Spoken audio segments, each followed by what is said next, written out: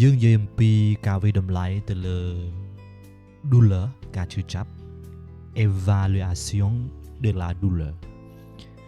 អញ្ចឹងតើគេវិតម្លៃយ៉ាងដូចមិនដេចនៅពេលដែលយើងទៅសួរអ្នកជំងឺដែលចូលមកតាប្លូ clinic មន្ទីរដងត្រេតរបស់គាត់នឹងគឺដោយសារបញ្ហាការឈឺចាប់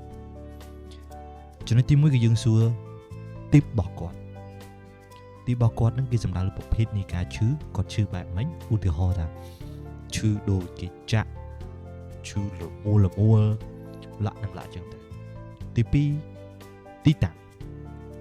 អញ្ចឹងទីតាំងគាត់ឈឺនៅកន្លែងណាឧទាហរណ៍ថាគាត់ឈឺពោះក្នុងពោះគេបែងចែកចេញជា9ការត្រង់ហើយការត្រង់មួយវាមានអូហ្គានដែល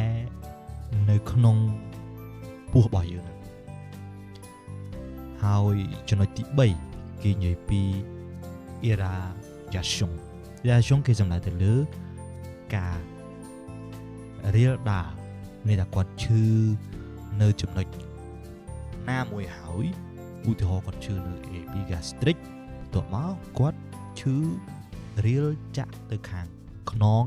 អីចឹងទៅអាហ្នឹងចង់បញ្ជាក់កន្លែងហ្នឹងឯងទី4គឺនិយាយពី periodic មានគាត់ឈឺនៅអំឡុងពេលណាមួយមិនមែនឈឺជាប់រហូតទេមួយទៀតនៅក្នុងចំណុចទី4នោះដែរនិយាយថាឬក៏ continue ពេលខ្លះគាត់ឈឺជាប់រហូតអត់មានពេលណាមួយដែលត្រូវគាត់បាត់ទេអញ្ចឹងចង់និយាយថាពេលអាយុតិចហ្នឹងគាត់ឈឺនៅក្នុងអំឡុងពេលណាមួយហើយវាអាចបាត់ទៅវិញតបមកអាចឈឺនៅពេលក្រោយទៀតប៉ុន្តែ continue ហ្នឹងគាត់ឈឺជាប់រហូតចំណុចទី5គេនិយាយពី factor déclenchant factor déclenchant នេះមានន័យថាជា factor ដែលធ្វើឲ្យអាការឈឺចាប់របស់គាត់នឹងថមថយនៃការឈឺចង់និយាយបែបហ្នឹងឯងតើគាត់ធ្វើចលនាបែបណាឬក៏ធ្វើអីមួយដែលធ្វើឲ្យការឈឺចាប់របស់គាត់នឹងថមថយបន្តិចទី6គឺនិយាយ factor d'aggravation គឺជា factor មួយដែលធ្វើឲ្យការឈឺចាប់របស់គាត់នឹងកាន់តែឈឺកាន់តែខ្លាំងឧទាហរណ៍គាត់ឈឺពី1ដល់10គាត់ឈឺ5គាត់ធ្វើ position ណាមួយទៅក៏នាំឲ្យគាត់ឈឺឡើងដល់លើសលេខ5ហ្នឹងទៅឬគាត់ញ៉ាំអីមួយទៅធ្វើឲ្យអាបញ្ហាការឈឺចាប់របស់គាត់ឈឺកាន់តែខ្លាំងទៅមួយទៀតចង់តភ្ជាប់ទៅលើតកតងជាមួយនឹង AVA ពាក្យពេញវាគេហៅ Axial Visual Analog គឺជាការវិតម្លៃការឈឺចាប់ទៅលើអ្នកជំងឺដោយយើងមើលទៅលើមុខរបស់គាត់ចង់សង្ខេបខ្លីតែប៉ុណ្ណឹងអញ្ចឹងគេឲ្យ1ដល់10យើងមើលទៅថា